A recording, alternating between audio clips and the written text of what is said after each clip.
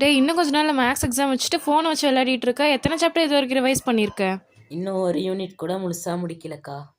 ஏன்டா லீவ் விட்டு 3 நாள் ஆச்சு, இவ்வளோ நாள் என்ன பண்ணிட்டு இருந்த? அதான் இன்னும் 5 நாள் இருக்குதுல்லக்கா, பார்த்துக்கலாம். டேய் இன்னும் இவ்வளோ கேர்லெஸ்ஸாக சொல்கிற. மேக்ஸ் ஒன்றும் தியரி சப்ஜெக்ட்ஸ் மாதிரி எக்ஸாம் முன்னாடி நாள் ஒரு நாளில் உட்காந்து படித்து முடிச்சுட்டுலாம் போக முடியாது. டெய்லி ப்ராக்டிஸ் பண்ணி பார்த்தா மட்டும்தான் உன்னால் போட முடியும். ஒவ்வொரு சமயம் நீ ப்ராக்டிஸ் பண்ணி பார்க்கணும் திரும்ப திரும்ப. அப்போ தான் எக்ஸாமில் போய் உன்னால் ஒழுங்காக போட முடியும். ஒழுங்காக எடுத்து படி நான் சொல்லும் போதே. அக்கா பார்த்துக்கலாம். டேய் படிக்காமல் என்னடா பண்ணிருக்க? இப்போ என்ன ஆச்சு உனக்கு? அக்கா 2 நாளாக உடம்பு முடியலக்கா.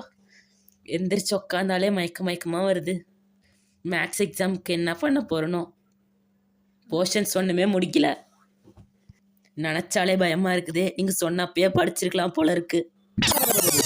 இந்த மாதிரி நீங்களும் அப்புறம் படிச்சுக்கலாம், நாளைக்கு படிச்சுக்கலாம் ப்ரொக்ராஸ்டினேட் பண்ணிகிட்டு இருக்கீங்களா? நாளைக்கு நம்ம சுச்சுவேஷன் எப்படி இருக்கும்னு யாருக்கும் தெரியாது. இந்த கதையில் வர மாதிரி எப்படி வேணால் சுச்சுவேஷன் மாறலாம். அதனால் இப்போயே போய் படிக்க ஸ்டார்ட் பண்ணுங்கள்.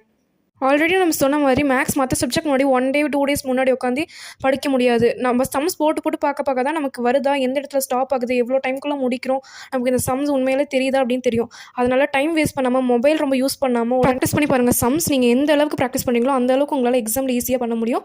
Okay children, don't waste your time. All the best for your exam. Prepare well.